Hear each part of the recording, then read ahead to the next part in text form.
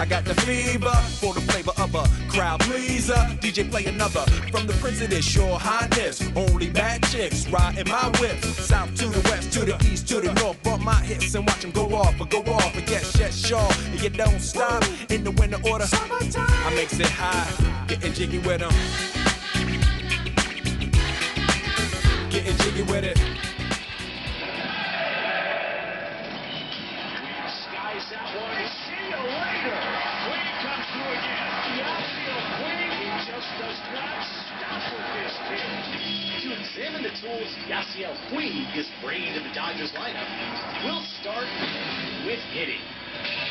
Puig's relatively simple swing begins as he turns his left shoulder in about 10 degrees farther than a typical major league batter.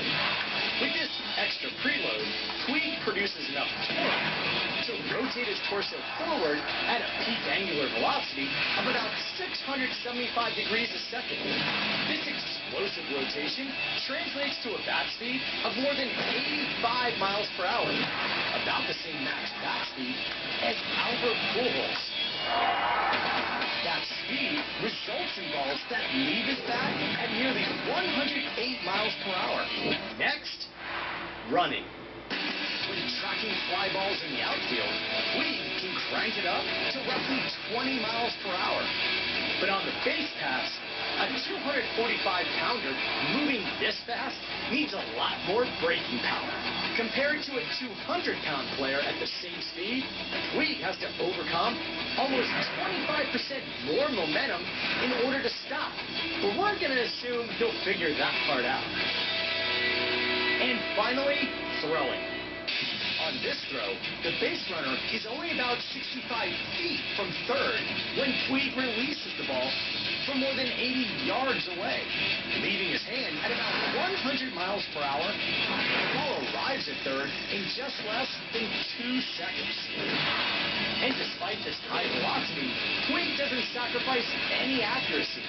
Through the air, Puig nails a target about a quarter of the size of the strike zone from a distance more than 4 times farther than the pitcher's mound at home plate. And amazingly, Puig's throw could have been more than 15 miles per hour slower, and it still would have beat the runner to the bag. For ESPN Sport Science, I'm John Brinkus. Jason, as we know, the Dodgers have been much more than Puig and Hanley Ramirez in that offense. Really, how good has their pitching been, especially lately? Well, Tim, first of all, let's just try to put in perspective how hot they've been. 36-8. It's the best streak by a National League team over 44 games since 1953. And the Phillies just lost 8 games in one road trip.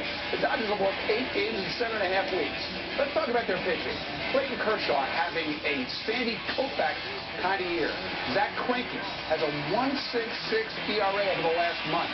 Hyunjin Ryu, they're 11-2 in his last 13 starts. He's been awesome. And Ricky Nolasco has yet to allow more than 4 runs in any start since he's been a Dodger. And then there's their closer, Tim. Kenley Jansen's last 40 hitters faced. How about 19 strikeouts, 3 hits allowed? They have really got that pitching in order. Now, Jason, the team the Dodgers are playing tonight, the Rays, got some great news. Alex Cobb, who got hit with a line drive, is going to start on Thursday. But you see a few other concerns about their starting pitching. Is that right? Yeah, I mean, all of a sudden, pitching is an issue. That 81-game stretch where they had the best pitching in baseball, they allowed by far the fewest runs in the major leagues. But the last 8 starts, their starter has not gotten through the 5th in 5 of them. Before that, hadn't happened in 5 weeks, and you're seeing some wear and tear in that bullpen. Fernando Rodney, last 2 outings, faced 11 hitters, only got 3 of them out. So if they can't get this straightened out, I think that's kind of an ominous sign for a team that's really built around pitching. Thanks, Jason. Jason will be back in just a minute. Wednesday night, Mike Trout hit his 20th home run of the season and became the youngest player ever. They had a home run on his birthday in back-to-back years. Trout is having another spectacular season, which brings us to the latest installment of Inside Sabermetrics with our pal Jonah Carey. Now, Jonah, last year we had a tremendous MVP debate between Miguel Cabrera and Mike Trout, and both guys are absolutely sensational again this year. So let's compare to start with. Mike Trout's 2013 season compared to 2012. Yeah, at least with the bat, he's been better. I mean, that's the crazy thing is he broke into the league. You know, he had this huge season last year. Everything has been better. You look at batting average, on-base percentage, slugging, even things like drawing more walks and cutting strikeouts, these fundamental skills. He has improved across the board. Just celebrated his 22nd birthday last week, and he's getting better, which is scary because he might have been the best player in baseball last year. Right, and Miguel Cabrera won the Triple Crown last year. Compare his 2013 season to last year. Yeah, it's pretty incredible with Cabrera, too. He won the Triple Crown. He's better this year than he was last year when he won the Triple Crown. That's the thing. It's been unbelievable. Again, batting average and on-base and slugging. It's funny about that Triple Crown season. You know, obviously you've got the home runs, RBI, and average, but in some sense you could say that the 2011 season was better for Cabrera, and 2013 has been the best of the three. He's been unbelievable, and he's hitting pitches that have been just incredible. We've been covering it at ESPN.com and at Grambling, too. He's hitting stuff that's in the inside batter's box. I mean, it's unreal the skill that this guy has and how good he's been. And on this date in baseball history, Babe Ruth, the greatest hitter of all time, hit his 500th home run. Warren Spahn, the winningest left-hander of all time, won his 300th game. And in 1994, the Mariners beat the A's in the last game of the 1994 season. Now, Jason, All right. So you just saw from all the kinds of factoids and tidbits that come out on the Sunday morning baseball tonight, which is the best one. It's the one that I really like to bring for you because Tim, some who call him Tim, makes this stuff kind of come alive. All right, so video highlights courtesy to ESPN and MLB. All the other original content, the overall concept, copyright to OMSR. All right, welcome to Talk Radio version Gen 3.0. All right.